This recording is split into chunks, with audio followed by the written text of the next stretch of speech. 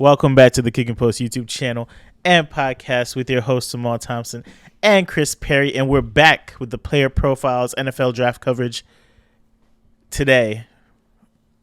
And since the last time we recorded, probably even more debated number one wide receiver on the board. Yeah. Marvin Harrison Jr. How you doing today, Chris? I'm good. I'm upset at myself because you guys, I told you I wouldn't say this man's name, but if you do look at the Malik Neighbors tape, I said a lot of things that I don't really stand with anymore. I've updated my opinion, but today is another man, Marvin Harrison Jr. How are you feeling, Amal? I'm feeling good, man.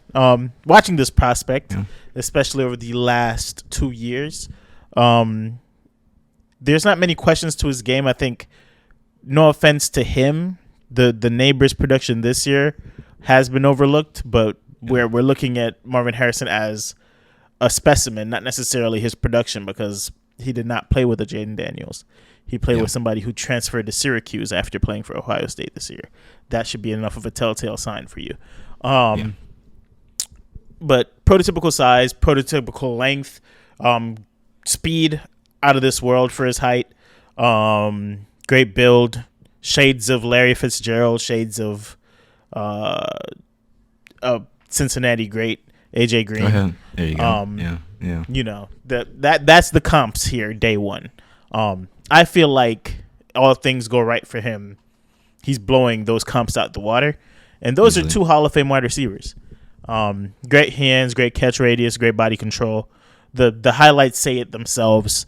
Where do I stand on this man? I feel like it's all dependent on these early picks. Yes, he will do good on any football field he goes on. And yes, he'll probably be top 2 or 3 wide receivers production-wise coming out of this draft, regardless of where he lands. But because of the hype and because of what he can be to a franchise, he might end up on said franchise that doesn't really emphasize the pass.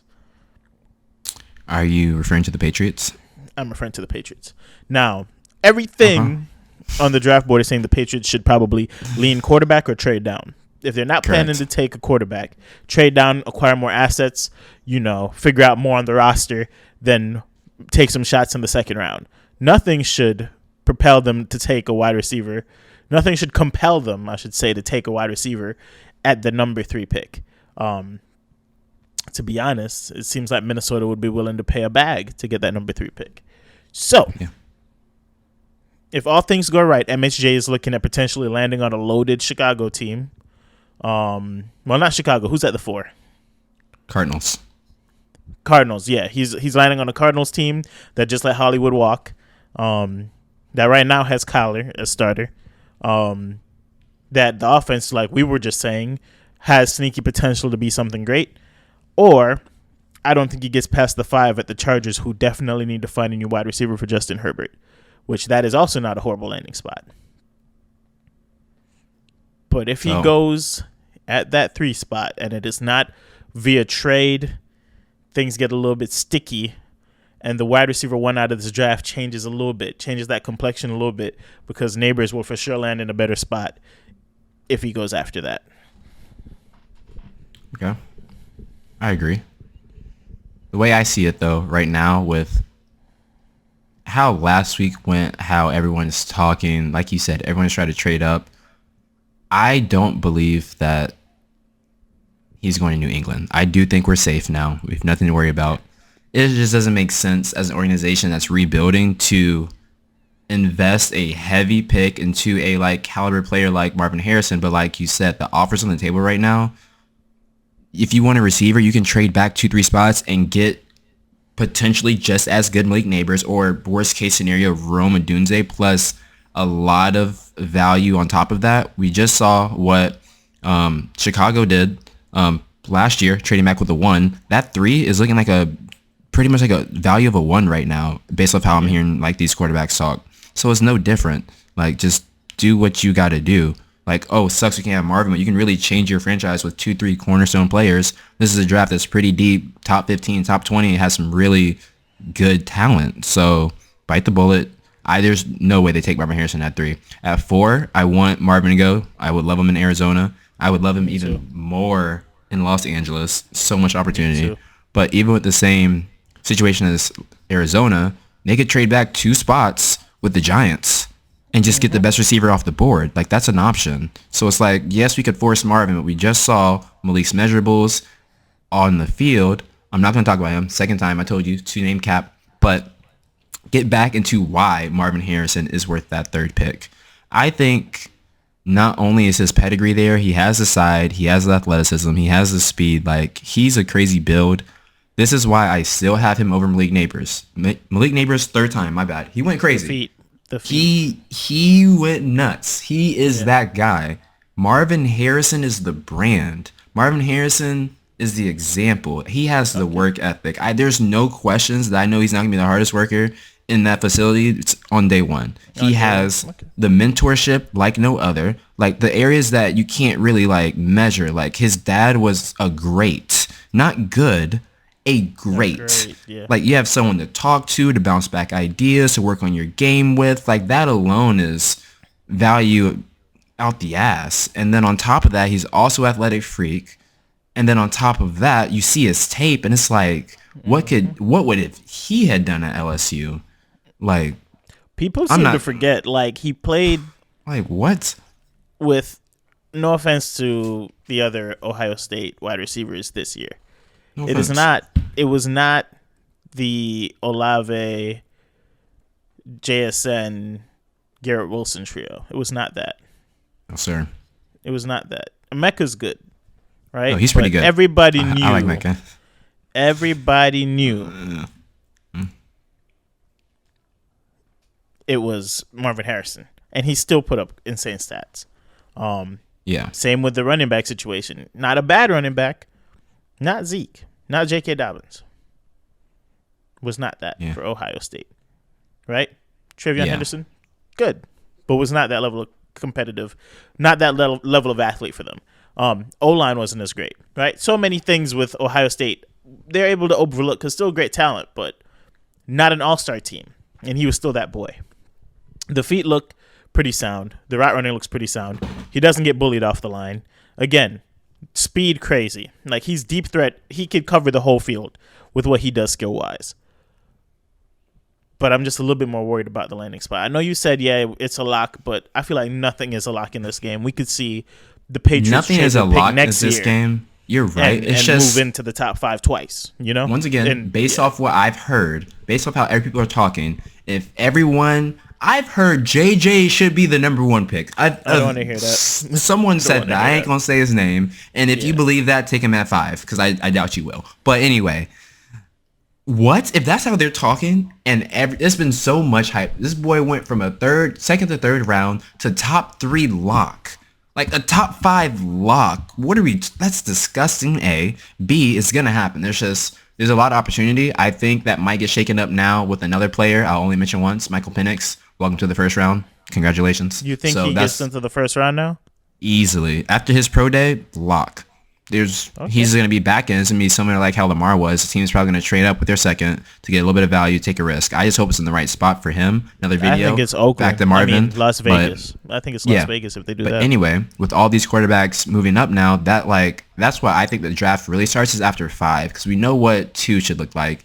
3 is like a surprise, and then after 5, depending on what happens at 3 or 4, it's a party, because you got 3 receivers that have no idea where they're going to be at the first 4 years. You got the only lock outside of that is Joe Alt. Yeah, that's it. That's the only lock. And then you have 3 receivers that should be top 10. They're going to fall between 10 and 12, or 6 and 12.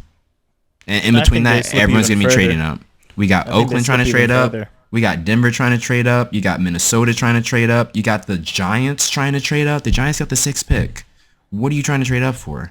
And that's why I feel so strongly about a trade, because if they're talking about trading up at 6, then there's at least 3 other teams talking about trading up. At least. There's no way they don't. I mean, great for the Patriots. Kudos to you. Perfect time to cash out. And it sucks that it's Marvin Harrison, but if you play it correctly, it will help the team better overall than watching Marvin Harrison do absolutely nothing for you because you have no one to throw him the ball. That's another issue. You have nothing else to surround him around. He can't shine by himself. He can eventually, but he's not doing that in New England by himself. No one is. Like, that's just football. I saw a trade actually with Minnesota Yeah. moving up to the 4. The trade didn't For make who? any sense, by the way. It was Minnesota moving up to the 4, and then Arizona moves back to their spot, and Minnesota got Kyler and something. It was nuts. That must But have they been moved like up to the CBS 4. Sports or something. They could kind of know over there. Moved up Yeah. to the 4 to go get JJ McCarthy. Yeah, that's trash. Go get JJ McCarthy. We need to do a JJ McCarthy video. I've been That's trying what to I'm buy realizing. in. I've been trying to buy in.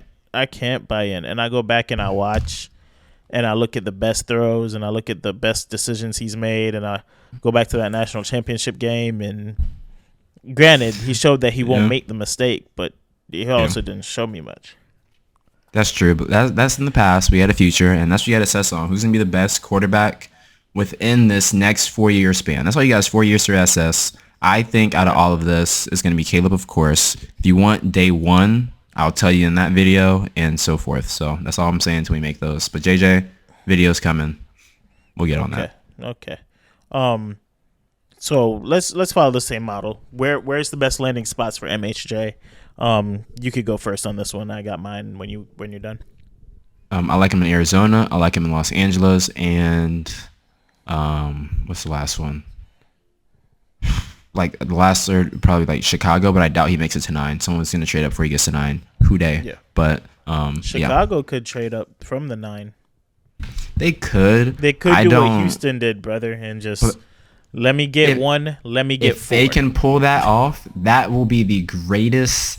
This will be the greatest offseason of a franchise ever if they pull that off. I just want to put that on record, but I don't think they will, and they don't have to because they're actually in the running for Malik They already Neighbors. did a lot. Yeah. Yeah, you already did a lot. Don't like short yourself. Like that is at this point 1A 1B. So don't overpay. Get another great but and Houston go crazy. showed that is not the worst decision in the world last year. Just saying. They locked down but their that's the quarterback of thing. the It's future just depends and on the their D-line. price. Depends on the price. Yeah, they That's what I'm paid. saying. But they paid their first round pick that they knew was going to be a later pick in like this draft, They where it's didn't like know. not as They didn't know. I knew. You knew. You didn't. You thought that, but you weren't guaranteed. And even I thought it's a risk. I didn't think they'd be horrible. We said they wouldn't be horrible. I knew it wouldn't be a top We didn't 10. expect it was going to be this late. Yeah. Yeah, I knew it wouldn't be top 10. That's all you matters. Like as long as you're not giving up 2 top 10s, you're straight. For Marvin Harrison, that's fine. But it's like, actually, I take that back. I would do exactly what you just said because the Bears are in the same position as the Texans, whereas that should be a later pick next year. Their so it's like team defense was one of the best defenses in the league the last 5 games of the season. Probably longer, but I know for sure the last 5 games of the season. After they made that Montez Sweat deal, their defense went up exponentially. The offense was playing well before Justin Fields went down, and then they put Bajan in there, and Fields missed 6 weeks, and then he was asked to come back, and they still were like 2 weeks away from the playoffs. That's the team that has the first pick, right? And they go out, and they acquire wide receiver help. And they go out, and they acquire more help, more running back help. They build the offense up. Ship Fields out for a penny, but still build the offense up, keep the defense sound, and now you're adding a very talented quarterback. We'll talk about him in that video when we do Caleb Williams, but a very talented quarterback with pieces. He won't have to wait to have help. That's a big deal. All I'm saying is you can move that 9 and go get Malik Neighbors and have old vet, rookie with the craziest upside, I think, right? Something we haven't really seen before because the guys we compare him to, he still has better measurables than. And then a great running game, great tight end help. I don't know. I just say when you get this opportunity, how many years are you going to pick early in the draft and miss? Then you have an opportunity like this to really set yourself up for the future. That's all I'm saying. Yeah. Chicago went crazy, so I'm excited. I'm looking forward to it.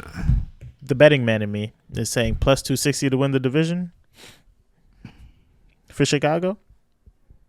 Free. Just think about it.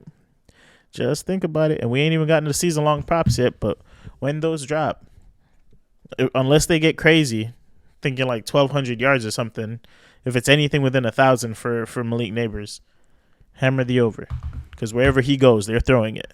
So, who should we cover next?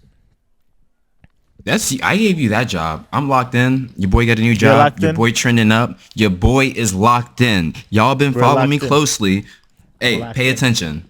Locked in. Locked in. We're going up this year. That's all I gotta say. Okay. We'll stick to the wide receivers. And I've been echoing this name over and over and over and over and over again. And every time I say it, you say, who? A riser in the draft. A UCF alum. Former Bama recruit. Javon Baker, wide receiver out of UCF. This guy. All right. I still haven't checked his tape, so I'll get at you. I'm telling you.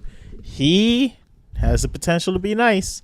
And based on where he'll land, because it's not going to be an early pick, he could land with somebody, especially now that there's been some other stuff going on